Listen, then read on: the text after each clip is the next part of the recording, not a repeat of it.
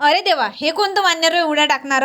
तर जसं की तुम्हाला माहित आहे, आपण आलो होतो मोहम्मद कुली कुतुबशाह यांच्या किल्ल्यामध्ये. तर मागच्या व्हिडिओमध्ये आपण पोहोचलो होतो नगीना बागपर्यंत. किल्ल्याला एवढं बारकाईनं पाहणं चालू होतं की आता इकडून गेल्यावर मी माझ्या घरी एक किल्लाच बांधणार आहे भाऊ.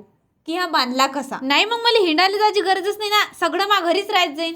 या किल्ल्याची खासियत आहे की जसं कोहिनूरले कोणं असतात ना, त्याच प्रकारे या किल्ल्याला पण कोणं केलेले आहे आणि त्यात कोणांमुळे एवढा चांगला आणि स्पष्ट आवाज येतो, ते कोणी कितीही बारीक आवाजात बोललो तरी पण आवाज येतो. तर इथपर्यंत आपण अर्ध्या किल्ल्यापर्यंत आलेला आहे. अजून अर्धा किल्ला पाहायचा बाकी आहे मित्रांनो. आम्हाला काही कोणी गाईड करणार होतं नाही, आम्हीच आमचे गाईड होतो.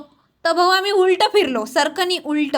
याचं क्रेडिट साक्षी आणि साक्षीच्या टीमला जातो. जीवनात साधे कामं पण सारखे होत नाही, ते पण उलटेच करतो आपण. किल्ला फिरता फिरता आम्हाला असं ठिकाण पण भेटलं की जिथून पूर्ण हैदराबाद दिसतं. रामदासला ज्या जेलमध्ये ठेवलं ना, ते जेल पण आम्ही पाहिलं. कारण भाऊनं दुसऱ्या ठिकाणी मस्त पैसे देऊन मंदिर दिलं बांधून, ते पण राजाले न विचारता. असं मग भाऊनं जेलही सोडलं नाही, तिथे मस्त मूर्त्या कोरल्या. तर आजसाठी एवढंच, बाकी सांगते मी उद्याच्या ब्लॉग मध्ये.